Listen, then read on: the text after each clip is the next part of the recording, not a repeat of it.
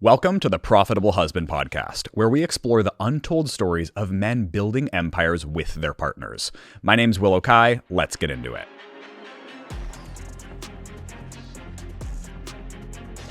Welcome to the Profitable Husband Podcast. Today, I have two very special guests, dear friends of mine, Jenna and Andrew Peterson. Welcome to the show.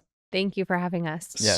Super excited to have you guys on, talk about your guys' dynamic, the success that you guys have found, and also bring people behind the scenes of what it's really like having a supportive relationship, family, and business, and kind of what the journey has been like to bring us to this point. Yep. Now, sitting in a freaking podcast studio in Newport, none of us are even from here. Like, first of all, let's take a minute. That's freaking crazy. It is pretty crazy. It honestly is. So for everyone who's listening, we met Jenna and Andrew at an event in Laguna Beach probably about 6 or 9 months ago. Yep. And I remember it distinctly. Jenna runs over in the crowd and we end up sitting down, having dinner together and spending the next like 2 or 3 days together, hanging out, really hitting it off. I'm really curious, what was it at that time that stood out? What was it about Becca and I that stood out that made you guys gravitate towards us?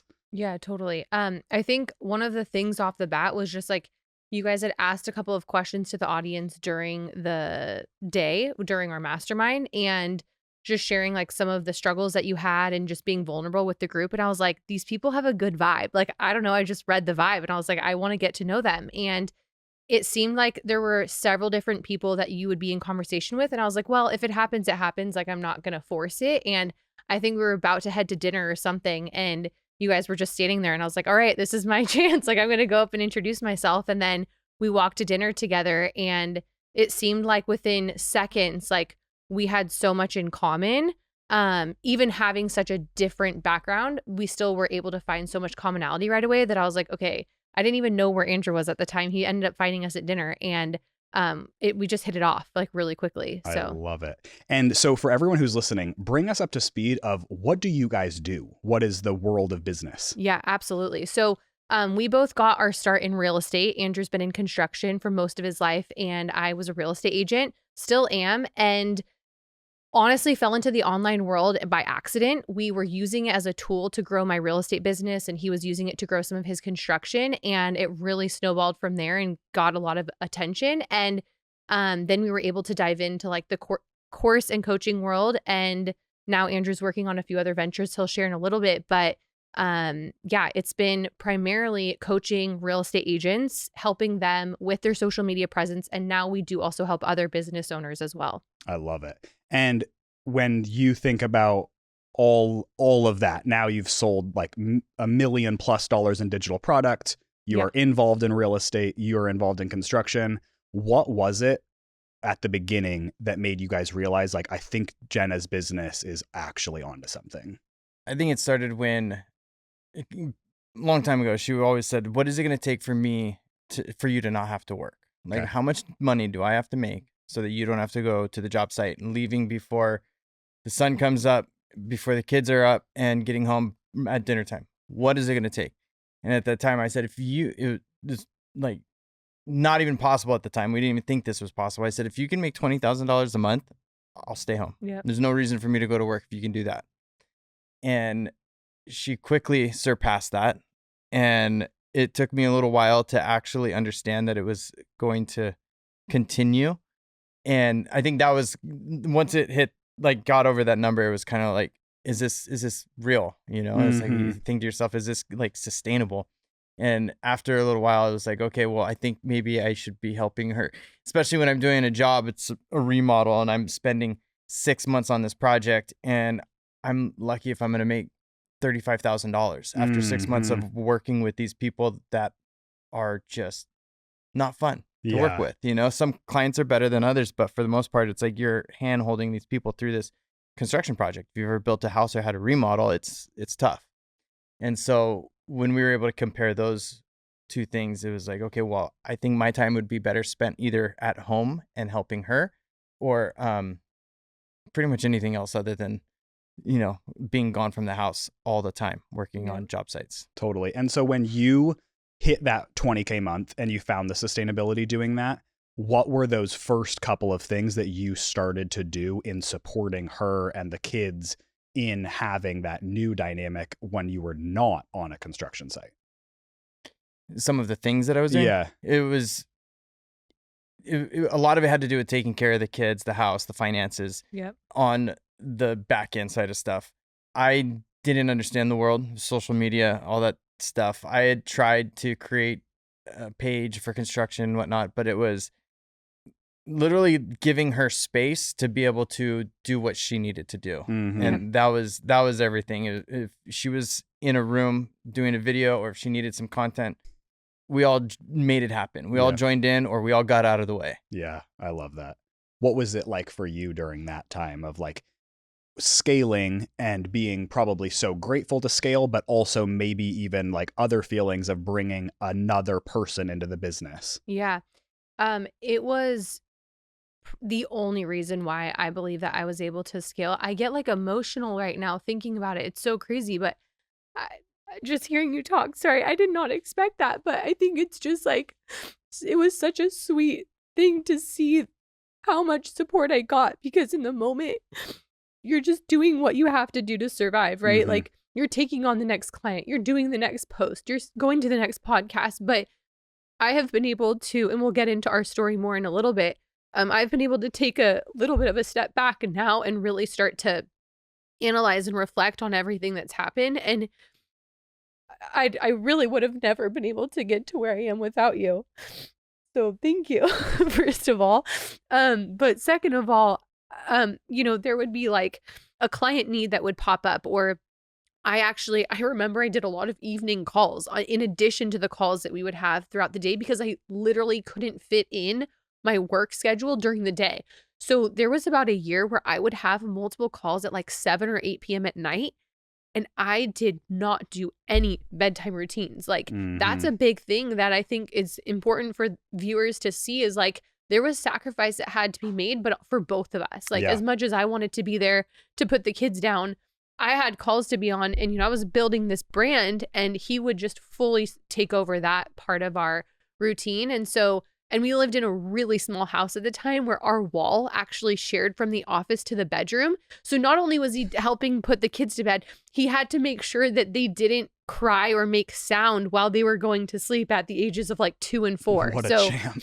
it was a lot, but we pulled it off. And yeah, anyway, thank you. Andrew, what was that like coming from such a kind of masculine and non-emotional industry of construction and working around a bunch of, more so blue collar guys, into a female-led brand and really catering to those like emotional differences? I'm still not there. Yeah. No. I'm do what I can. It's different than what I'm used to. The whole family side of it, that's easy. I've come from a family of 5 kids, and it's what we, Yeah. and being from Hawaii, it's like everything's family, right? So it's like taking care of the kids, doing all that stuff. I fit right into that role, no problem. That is actually, I enjoy that part. So her getting emotional about me doing, it's like, I don't mind it. Yeah. I love taking care of the kids. So that was easy. I love that. And when you guys found that initial success, what was the dream at that point? Like at 20K months, Yeah. when you guys would have those deep conversations of, what are we building? What is all of this for? Mhm. What was it at that point?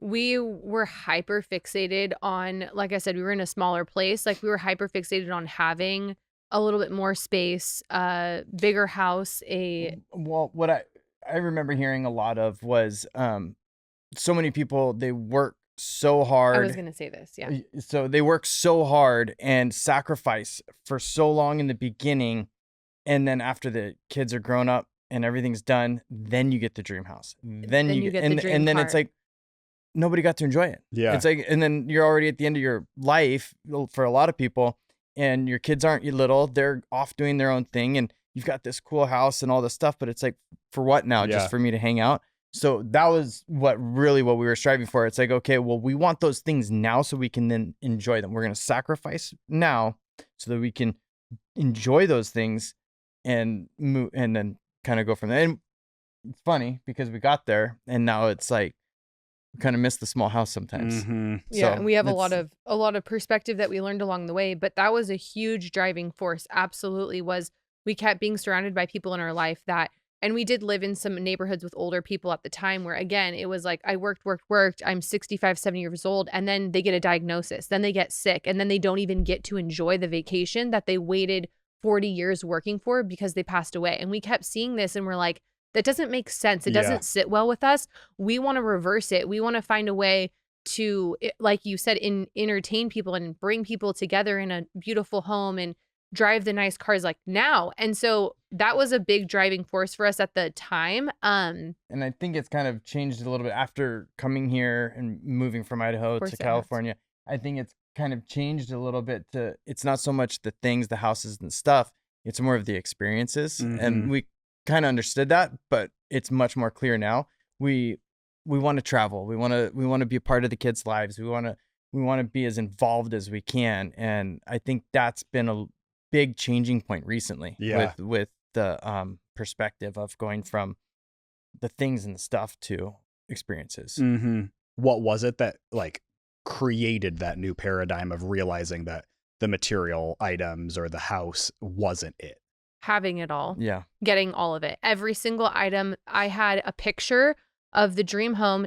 In fact, the photo of the dream home that I had on my board. She always has her dream board. On my dream board, we drove to the home on accident. Literally drove up and I'm staring at it in Utah, about 1,000 miles away from our home. We literally went on a road trip and show up the end of the cul-de-sac and there's the house. And I'm jaw dropped, like it's literally the photo on my dream board, the exact person's home. And we saw it. And again, I say all of this. There's no way that could have happened without the intervention of God. Like there's no way that we could have been led down. The exact house. Is this like a Studio McGee house? It's her house. It's her house. It was her house. We have no idea where she lives. No idea. We knew she was in Utah. That's it. And we were driving around some random neighborhood that we kind of liked, and all of a sudden, that's it's the house. And there's a lot behind that too. I mean, I have always looked up to her and love everything that she does. I think there was a lot of confirmation in that moment too, and just appreciation for what she's done. But I think that there's so much more to it where we were so good at visualizing exactly what we wanted, down to like the exact furniture that I'd have in the home with the exact vehicle I'd be driving, that Andrew would drive, that our kids would go to this specific school and we'd live on this specific spot. We got every single thing that we ever wanted.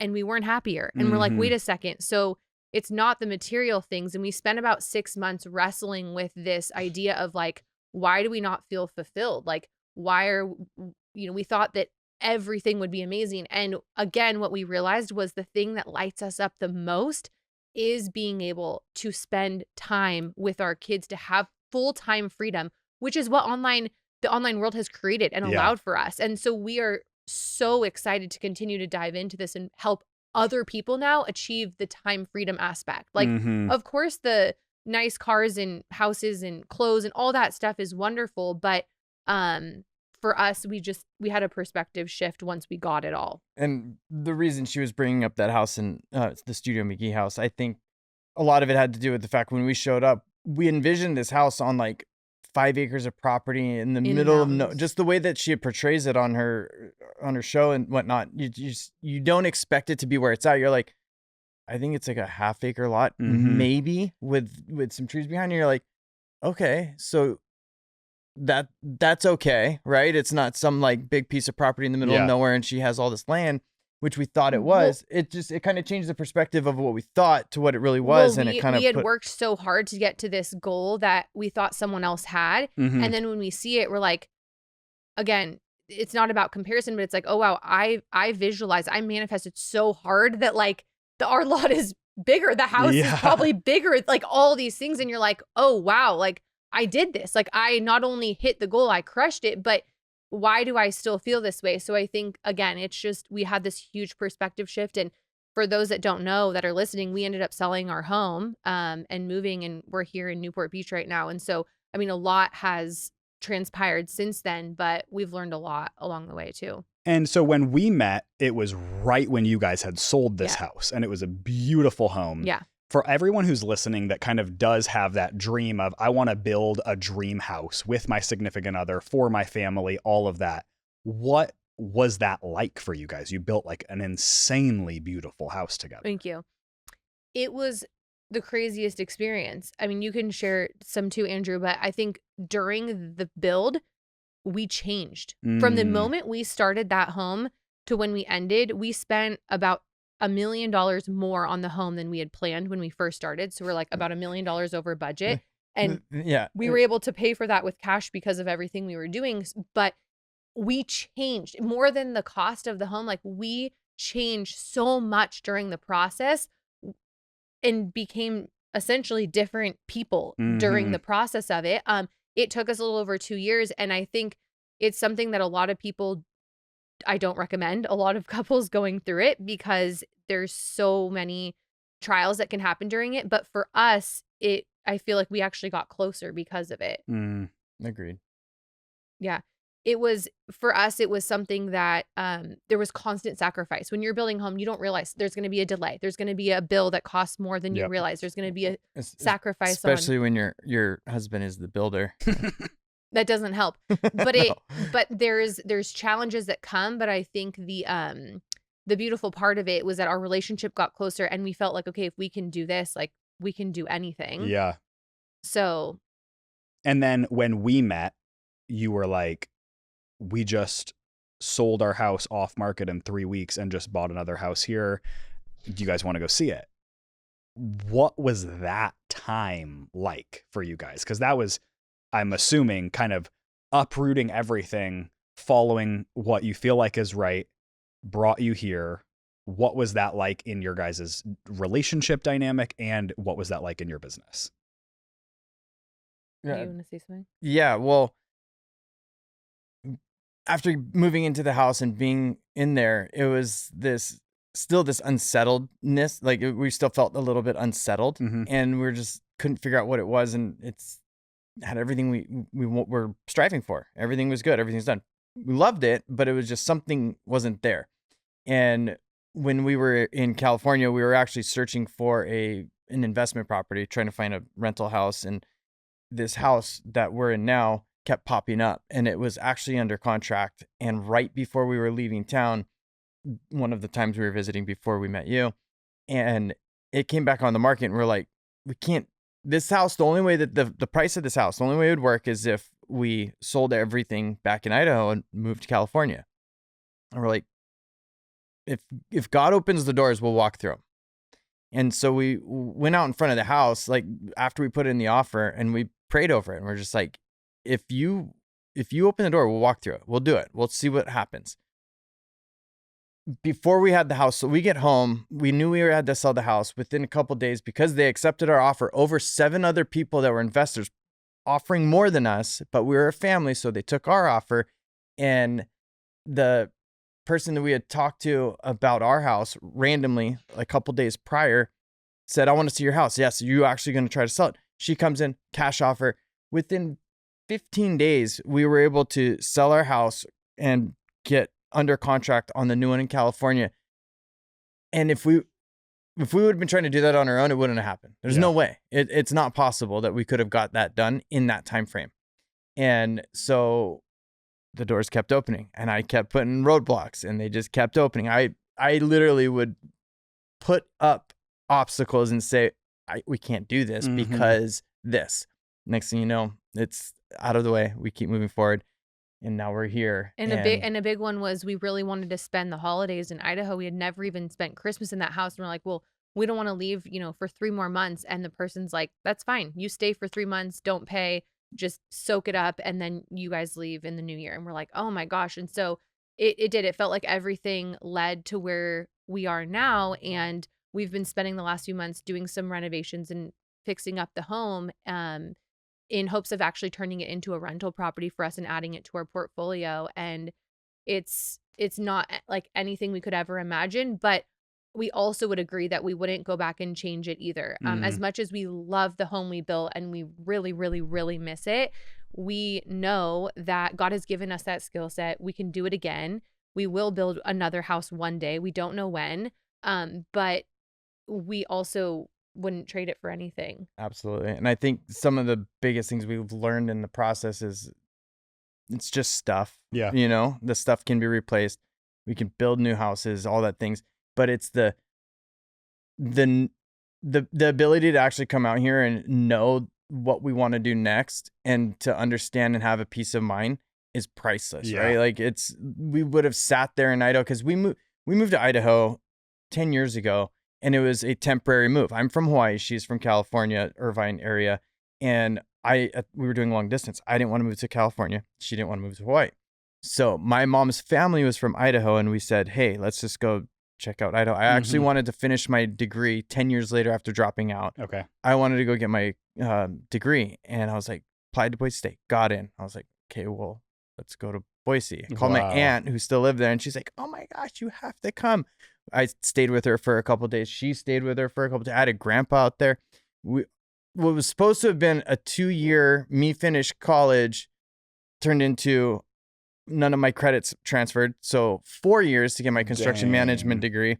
And by the time I graduated, we had gotten married, bought a house, had a kid, and the appreciation of our house by the time, not even, it was right before everybody started moving there. So like the timing couldn't have been better. By the time I had graduated, we had already owned the house and it already appreciated probably about 30%. Like it was just growing exponentially in that in the neighborhood, in the whole Boise area.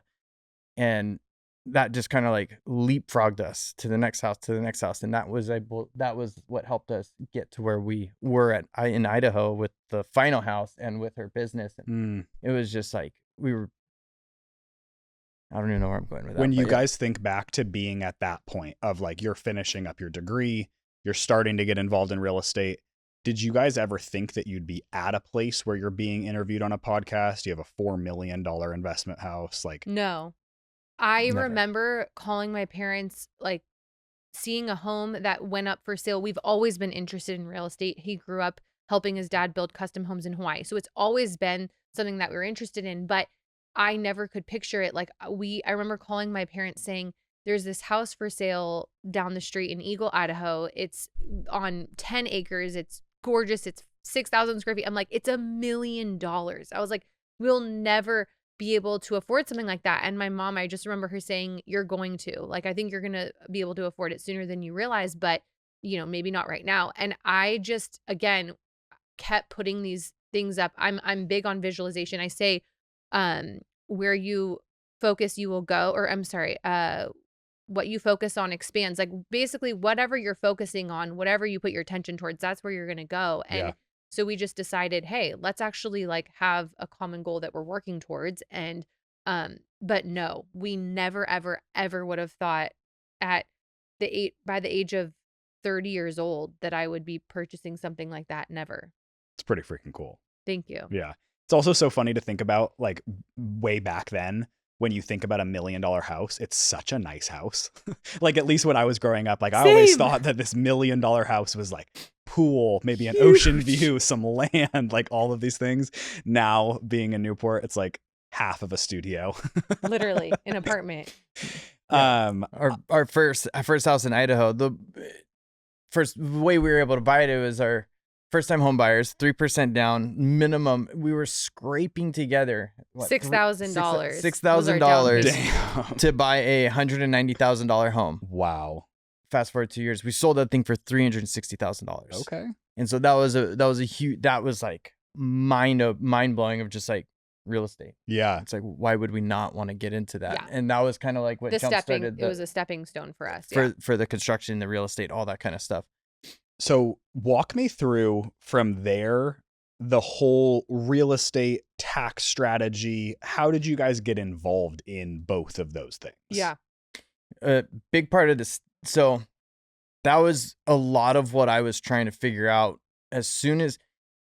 so the construction side of it was making money, but it wasn't doing enough to where I had to worry that much about taxes, right? Okay. But as soon as she started making money, it was like, and then we started selling and buying houses and moving up. It was like, we need to figure out what to do with this. We met with some people much more knowledgeable in the game than us, and we paid to learn a ton of stuff. And that is where I focused my energy, and I helped with the kids and whatnot and did all that. But I was sitting there behind the computer, QuickBooks, all that stuff, make sure everything was categorized exactly how it's supposed to be, so that we could try to figure out the best tax strategies and to figure out how to not pay taxes. We've made a decent amount of money, and I don't remember the last time we paid taxes. No. How? Cost segregation studies, buying and selling houses, Paying our kids. normal expenses, and then paying our kids, the Augusta rule. As a business owner, there are tax strategies for business owners. That's what they're there for. They are meant for people to grow their businesses. It changes per state. I'm talking more on federal, but also if you're in the right state like Idaho, a lot of the federal stuff is the same stuff as state. Yeah. So you're going to get the same benefits. And all those tax strategies are set up so that you get to keep more money in the business, to grow the business, hire people, and to keep moving forward with the business. And people don't realize that you don't have to pay taxes. Yeah. Especially on the federal level, and hopefully sometimes depending on where you are at the state level too. Wow. What were those like couple of first things that felt like they were maybe like cheat codes of the game that you guys got to take advantage of? The very first one I remember very vividly, because it was my first like full year doing real estate, and my income never surpassing 6 figures, always dreaming of it and getting so close. And then I got into real estate and I started selling houses, and that first year I did over 300,000 in commission. And I remember it was November, and we're like, oh my gosh, we have to think about taxes. Like, we've never made this much money in our life. And that's where we started networking and really getting in the right circles of people who knew more than us. And we had to pay in order to learn a lot of this information and for someone to teach us. But I remember it's like November 15th, and we're starting to sit in these meetings and learn. And we're like, wait, so we can purchase a home and we can use that home to accelerate the depreciation and essentially offset everything, almost everything that we owe this year in taxes. We got to find a house because it has to close by December 31st. And we closed on our very first investment property in Star, Idaho on December 30th of whatever year that was. I think it was 4 or 5 years ago. And we made a commitment to ourselves that every single year, our goal would be to buy one house. Some years we've bought in 2. Some years we had to sell one and replace it with another one. But for the most part, we have purchased one home every year for the last 5 years. And so that has been a huge, huge part of our story of helping us. But yeah, I mean, that first year I was like, is this right? Are we doing something wrong? And we talked to a lot of people and confirmed, and we're like, no, this is it. And again, we're not going and buying, fancy, shiny things with it. We're reinvesting it into an asset that's appreciating. And so there's a lot of different tax advantages too when it comes to real estate. It's not just the tax, depreciation, but someone else is paying down your principal. Someone else, you're able to write off a lot of different expenses. There's appreciation involved. So we love that asset class for investing. I love that. I have a curveball question. When you think back to the 20K months, you hit a 300K year. Now you place yourself here. You have a portfolio. You have an amazing investment property here that you're working on. You have a business that's thriving, clients that have a lot of impact. Was it easier then or now? Like in life? It's easier now. I don't know if that's a surprising answer. It's easier now because we have so much more clarity. We didn't have clarity on where we were going. And this is one of my favorite phrases I stole from my brother. So shout out, Joe, if you're listening. When the vision is clear, the decisions are easy. We didn't have a clear vision for the last several years. Now we did. We had, like I told you, we had a clear vision as far as short-sighted. Check this box, check this box, make $1 million in a year, make $2 million in a year. Check. We do all these things. And again, they're short-term wins. And then what does that leave you with? A lot of times burnout, a lot of times exhaustion. And so we faced that about December of this last year. And I took a 2-month sabbatical, pausing all of my clients to be able to take a reset. And during that time, we really started to reevaluate what was important to us and what are we working towards, and came to realize that, well, yes, like all those things are nice. We want to be able to give back, to donate more, to really look at like how is our income multiplying in the kingdom really of God, like not just from a perspective of us, but really translating that to a lot more people than we'd ever be able to reach. And so, oh, I just lost my train of thought. What did you ask me again? I had asked if it was easier at the level of like 20K Yeah. or at the level Yeah. of hundreds of So K.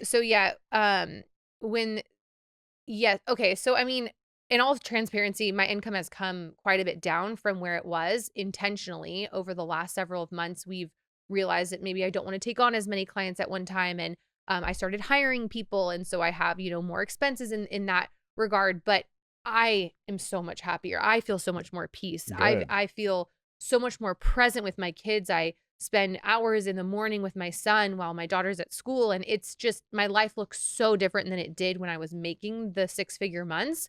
And so I would say in some ways, yeah, it is easier now, even though we've had kind of a shift in the income. We have such a more clear vision. So Yeah. that's something too, if you're listening and you're like, man, I don't, you're frustrated where you're at, I would take a step back and try to reevaluate, like, where are you guys trying to go, and get clarity on that. Yeah. In terms of where you're trying to go. Yeah. Now that you guys are here, where are you guys trying to go? And not like in a location or a house, but Yeah. what is the actual dream that you guys are working towards now that you've achieved all of this success? Less expenses. Okay. And more freedom. I think that those things come together. Yeah. Oftentimes. Yeah. And I definitely am at a place of similarly kind of trying to realize that. I think I would acknowledge, or I would articulate it in a way of trying to lose some responsibility. Yeah. Because I think that Becca and I, similar to you guys, relatively for our ages, have a lot of responsibility. You guys have children that you have to keep alive, which is a whole But you another also have 3 set. dogs. Yes, but they don't talk to me. And that is a lot of responsibility in and of itself. And then also having The businesses. business. Yeah. You guys have bought homes every year for the last 5 years. How do you manage that? All of that? Yeah, well, that's leverage. That's outsourcing for sure. We don't do it all on our own. And I think that was another thing that we had to learn through the process, was we were taking on so much ourselves, and partnering with the right people. I think one of the things that maybe we did well was we were slow to bring people on. And while that caused us a little bit of burnout, we were able to vet people really well. And so now the people that we have in our life that help support us, for example, we have rental properties. Some of them are not where we're currently living. And we have like a great team of resources in those locations. So if something pops up, we have someone we can call and rely on. Yeah. So relationship building and networking has been huge for us, and outsourcing. But yeah, we don't do everything ourselves.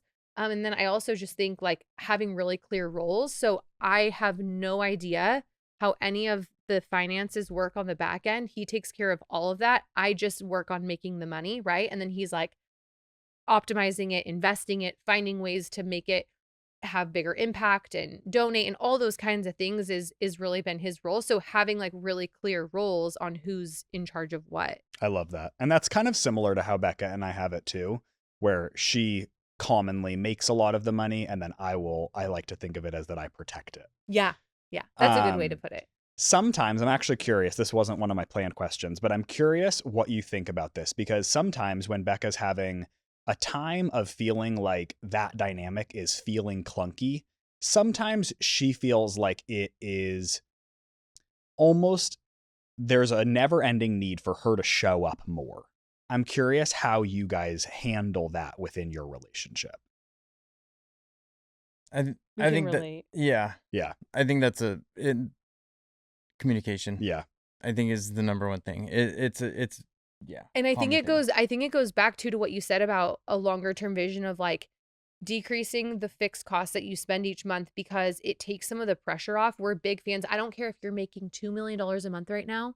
Like learn from us and some of our mistakes too. It's like, my dad always has a phrase growing up. He says, don't make your best year your base year. And I think there's a lot of people that are guilty of that. They have a good year. And I mean, we definitely had that happen. We had a great year. We go and move to probably one of the most expensive zip codes in the entire United States of America. And we spend $605 for a single teeth cleaning for our child. That is not very normal in the grand scheme of things. And so we are starting to realize that when we bring the expenses down and we have that, there isn't as much pressure, and you have this abundance mindset. You don't need to take on the client. You don't need to take on this specific role, but you get to, and you get to choose those things. And so I think it's actually going to impact our relationship and take some of the pressure off me, because I do feel like what you're saying, or maybe what Becca has experienced at times, where it's like, man, if I decide to just take a break, or I decide like, I don't want to make money today,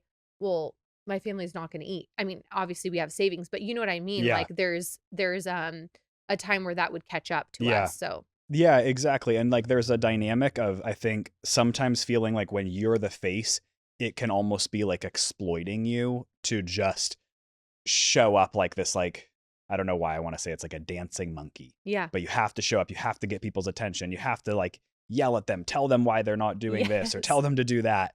And I think that I've found, like what Andrew said, it's really all comes down to communication, because I've been guilty of, we'll be during a sale and I'm like, fuck, my sales are down today. Becca, jump on stories and start selling. And she's like, no, not today, not right now. And then at first, I in those times I've been like, man, but what about this or what about that? Realizing that, man, I just phrased my communication horribly. Wasn't the right time. Wasn't presented in the right way. And if I was on the other side, I would say, fuck, or, screw that. I'm not doing that. And let alone making it feel like it's from a negative place. Because I think back to what you were saying about the clients, wanting to take on as many clients as you can is great, but doing it from a place of desire rather than a place of desperation is so big. Huge. I'm curious to go back to the question of what you guys are building. If you take away, or the dream, what are you guys actually working towards? If we take away expenses, take away money. Yeah. What are you guys actually trying to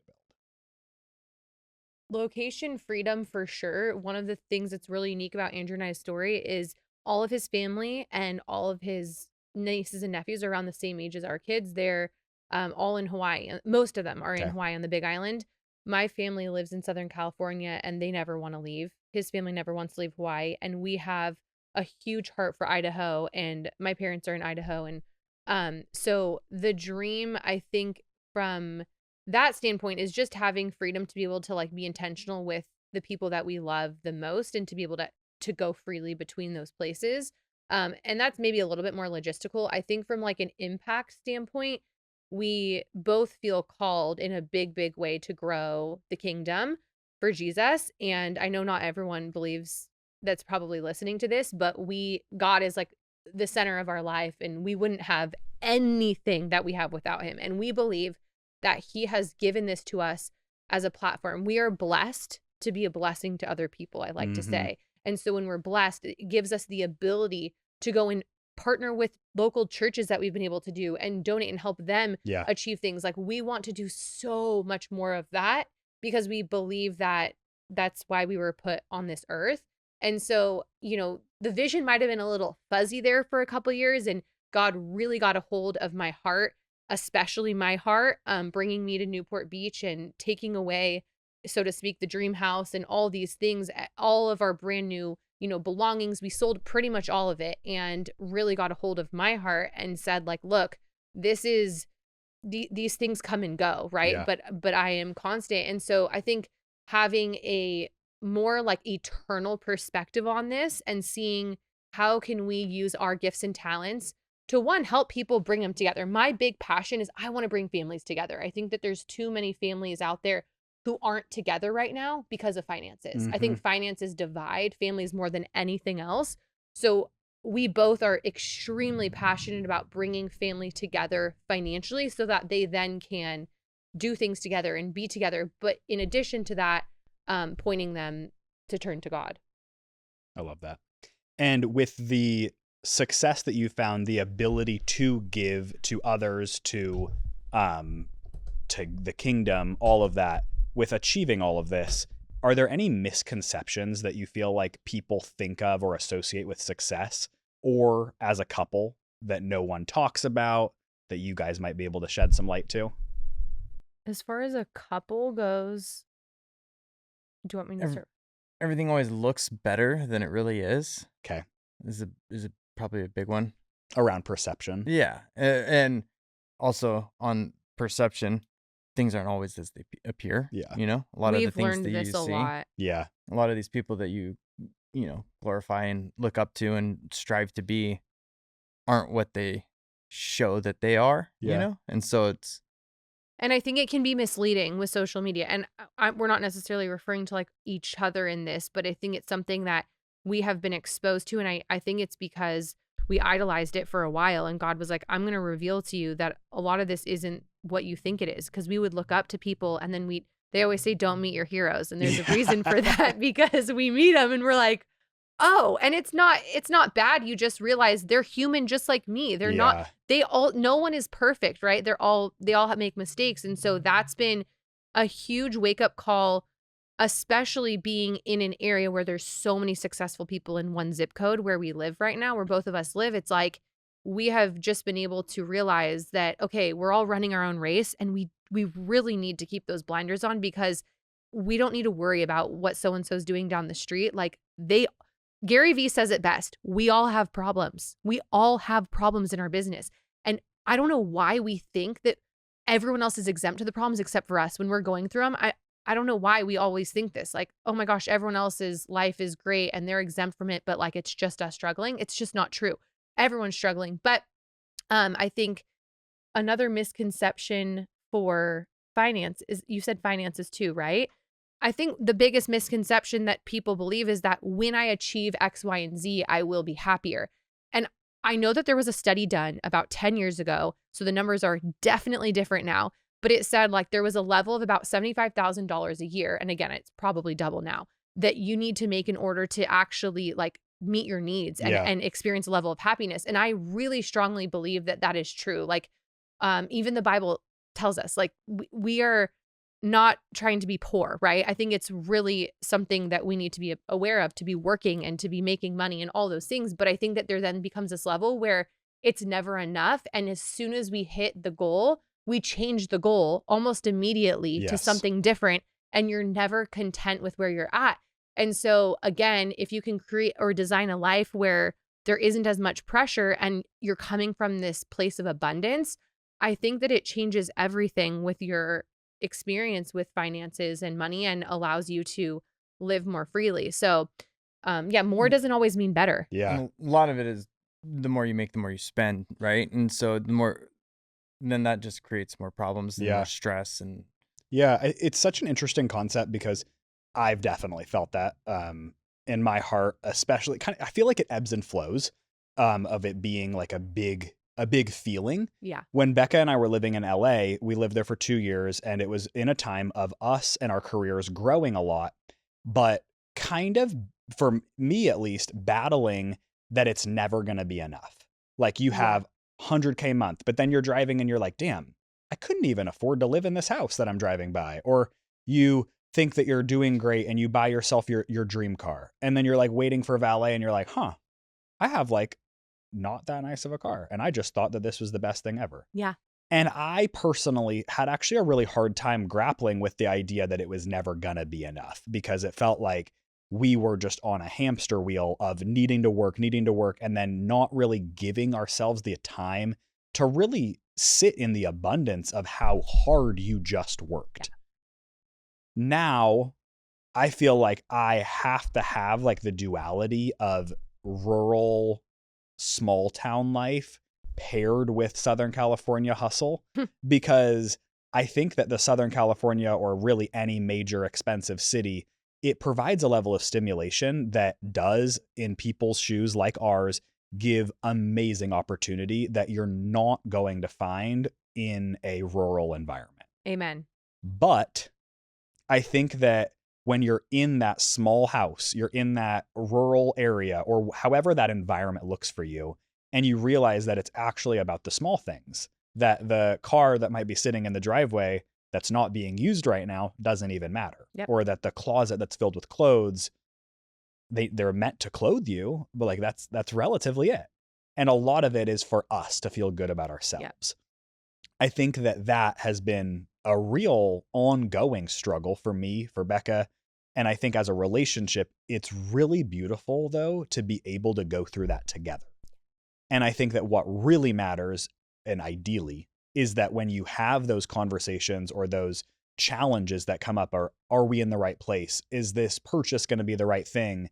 Is this decision going to be the right thing? That you come to it together. Exactly. And I definitely see you guys do that. And I love that about you guys. I feel like when we became friends, I was like, there's so many synchronicities about your guys' past in decision making around business and where to go and what to do, that also with Becca and I. And it's also cool to really still be on the journey together. Totally. Like I'm not saying this It's from not like, over, I yeah. figured it out and I'm really glad to finally help you guys figure it out. Like, No. I feel like actually we didn't sell our house, but we're in the same place of like, we buy this house that feels like it's checking off this childhood dream. It's bigger and better than anybody else that I know, and blah, blah, blah. I'm going to host and create a family Yes. here. And then you get there and you're like, wait, this isn't everything. This isn't everything at all. And actually maybe opens up a void of feeling an emptiness that hadn't been felt in the past. That is exactly what we experienced too. That feeling we always talk about of, it would be so uncomfortable if one of us didn't feel like this. Like we just went back up to our house. We've been down here for a couple of months shooting this pod and working on kind of being in that launch energy.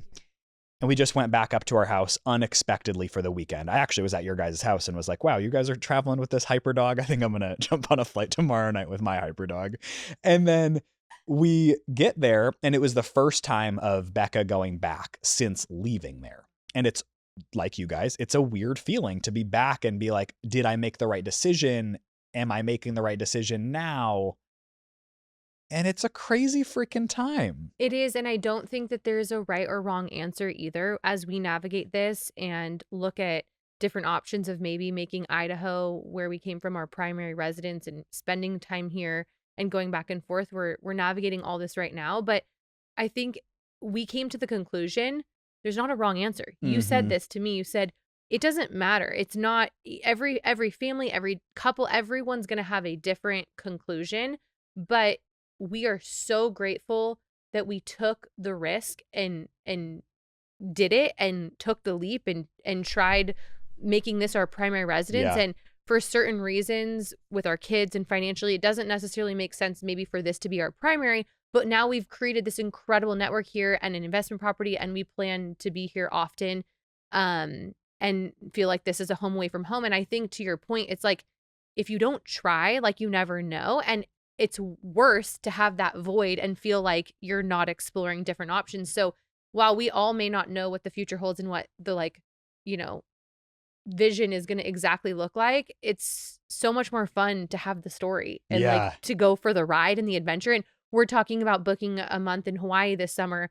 And we actually did book our tickets, but we may need to change the dates. But like, we haven't booked our hotel. Like we're just kind of like on this ride of life. And it's only possible because our income is generated from the internet, which happens anywhere. And so it allows us to have that. And I think that's the beautiful thing is, you know, maybe we're not settled all the time in one spot, but there's like home away from home, so to speak. I think that it all comes back to having the freedom of choice. Like, it's the choice. And I feel so grateful to even like be at the ability to make decisions based off of choice. Same. Because a lot of people are making almost every decision out of a desperate place of, is this going to work or is this going to like mess things up? Yeah. That's the reality for most. Having worked so hard to get to a point of having the freedom of, do I want to live one place? Do I want to maybe have a smaller house and bounce between a couple of places? Do I want to not have a place and just travel all the time? Like, that is a byproduct of building the online business, I think also a byproduct of figuring out how to make the money that you make online stay with you guys, which I feel like is largely in part of Andrew and what you have figured out how to do. That, I think, out of all of it, you can sell the house, you could sell the cars, you can get rid of any material item, and you could buy it again the next day if you wanted. Yeah. But the choice and the ability to have choices, especially, I can't even really imagine once you have kids, but being able to make decisions and give them the outcome that you desire, I think is a really beautiful thing. I am curious to kind of round all of this out. I think a lot of couples are going to be listening to this wondering, trying to build a business to that 20K month, to the 100K month, to get to the point of being able to make decisions out of choice. Andrew, for the couples that are listening to this, or the men that are listening to this, do you have any tips for them along the way? Budgeting. Okay. It was some of the stuff we did from the very beginning that I was worked on, because I had someone tell me a long time ago, you create your budget and you only give yourself that amount of money. Okay. So I created a system in our bank accounts. I have multiple bank accounts, and we would deposit all of our money would go into a savings account. And this is when we made very little money. Okay. All of the money would go into the savings account, and we would try to figure out the least amount of money that we needed to spend every month. And we would take that amount of money and take it from our savings and put it in our checking account. So the whole goal is at the end of the month, you basically be getting down to zero in your checking account, and try to not have to pull from the savings and put it more in the checking. Ideally, you'd figure out a way to save a couple bucks, and slowly your checking account would kind of grow to create a little buffer, but not that's how our goal was to try to prevent us from make more, spend more kind of concept. And to stay away from that was create your budget first, make it as small as possible, and only give yourself that amount. Savings account, you don't even look at as much as possible. That was the beginning. And then after you create a business, and then you do that with the business. Yeah. And then the business creates the money, and you pay yourself the least amount of money from the business, while basically you're just stepping it up the next level, going into business ownership. And then all the fun tax stuff and all that. What about for the people that are listening to this, where their wife is at that, their business just maybe hit 8K, then it's 10K, and it's like they're at that point of, if you can get to 20K, or if you can get to this, I will blank. I'll leave my job. I'll come in to support you. Any tips for people at that stage of how the man can support the woman, not just on budgeting, but actually when it comes to the relationship dynamic and at home? Not being afraid to take the stay-at-home dad type of vibe, whether you have kids or not. There's the dishes, the laundry, the cleaning of the house, the yard, all those things that, like the laundry and the dishes, like a lot of people want to say, oh, that's the woman's place, right? Yeah. Like the people, it's kind of gone away from that a little bit, but still, it's like, take the responsibility, just do it. Don't ask, just get it done, and make the living portion of it as simple as possible, so that they're not dealing with it, that they're able to focus. People hire assistants, the force multiplier, I can't remember the name of the book, but the force multiplier is part of the title. And what it basically talks about is hiring an assistant that takes away all of the extra work, so that the person can focus on their point of genius, like what they are really good at, the money making portions, all the things that they need to be focusing on. Because if they're focusing on the stuff that's not making the money or doing the work that needs to be done to continue to grow the business, that's just taking away from their expertise. Yes. And so it could be anything from budgeting to taking care of the kids, and laundry, and all those things. It could be even running a path. It could be, any of those things. It's putting the kids to bed. It's helping them with the homework. It's honestly all the tasks that no one sees. It's the stuff behind the scenes that happens to run your home. And also, I would say, just get out of their way. And when there's momentum, it breeds more momentum. You got to get out of their way and let them go. Yeah. moral support. Yeah. To touch back real quick on the options, Yeah. the decisions and stuff, having the money and being able to make the decisions. It's great, but it also sucks.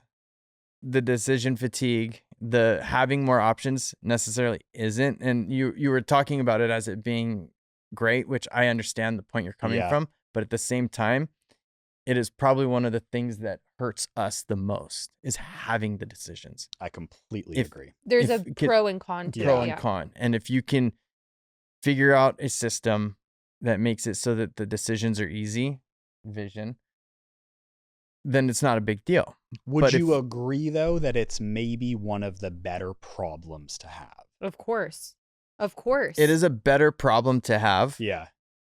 but it could also ruin you. Like Yeah. you got to be very careful Yeah.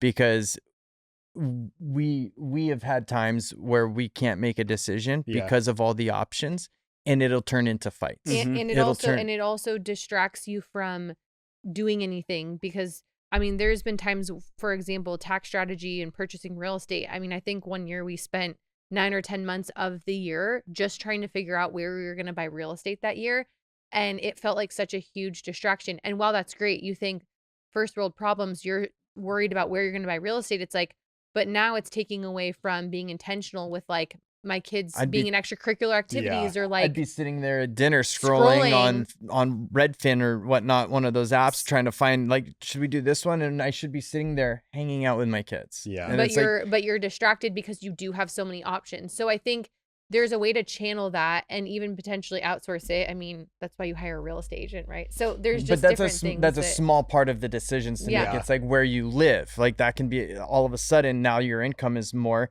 You don't have to live in this little neighborhood. You could live over here or here or here. Yeah. Or should we go to dinner at any of these places every night of the week? It's like if you didn't have the option, you Yep. would just make your food at home. Yep. And you would make the things that you had in your fridge instead Yep. of going to the restaurant. It's a lot easier to choose between a peanut butter or a peanut butter and jelly sandwich Exactly. Then than what which entree restaurant? you Then- want a steak from Then or you're which sitting there restaurant. scrolling through all the restaurants looking at Yes. reviews, and next thing you know, it's like you can't even get in anywhere because it's no, too I late. I completely agree, and I look back at especially like looking back at the last couple of years of the things that I ended up spending a lot of time on, and then it not really amounting to much, and I look back and I'm like, man, just because I had the option does not mean I needed to do it. Exactly. Like, I don't know why, but a random example of that, I was always trying to use Section 179 to save some money on taxes. And I was like, man, I have a truck. I would love a camper. And a camper sounds sick. Like, I've never had one. And then it's like December 28th. And I was like, dude, if I buy a camper, essentially I'm saving like 30% of it if I buy it right now. Then I go out, impulsively buy this fucking RV. Now it's sitting in my driveway. And I've slept in it 3 nights, and it's just sitting there getting dirtier and dirtier, heard this probably story so losing many value on times. value on value. And I was like, looking back, I spent like 2 days of my life going to the dealership, driving it, test driving it, getting a ladder installed, getting all this shit. I didn't need to do any of that, and instead could have gone with the option of renting this freaking thing for $300. Yeah. Exactly. We fight about those things all the time. Yeah, it's so I have the time sometimes to do those things, so I do that. Yep. But then it gets to the point where it's about to happen, and she usually will put in a good little reality check, and You can't do it all. Yeah.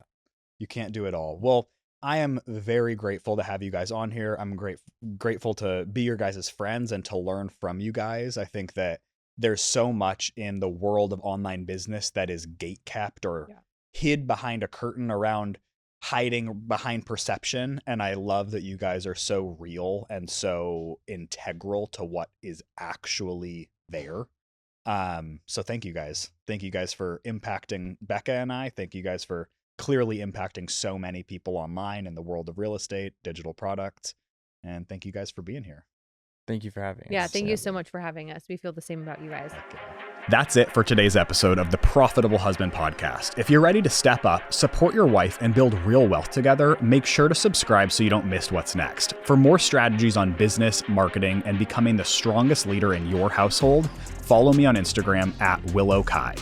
And if today's episode hit home, share it with another man who needs to hear this. We're building a movement one profitable husband at a time. Thanks for tuning in, and I'll see you next episode.